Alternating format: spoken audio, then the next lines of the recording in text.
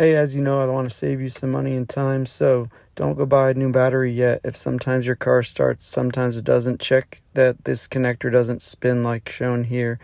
So if your current terminal is not tight with the connector, it's not going to be able to charge and work. So right there you can see where I cut off the old one, and that's the main wire that clamps into this new connector I bought. It just tightens down with those bolts and is very firm. It's not going to move, so it works very well.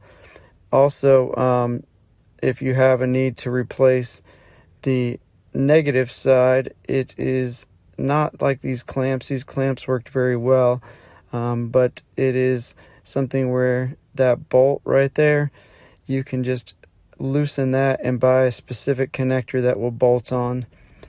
Alright, and this here is what saved the day. I was still able to go to the store and get this replacement part because this portable jump starter connects and gave me some juice to my battery and to start it. So you connect the positive, negative. In the blue here on the side, this rechargeable unit, you just plug it in and then it is ready to go to crank up your car. And so it enabled me to do that without having another vehicle. Thanks so much. Please like and subscribe, and I hope this saved you some time and money. Thanks so much.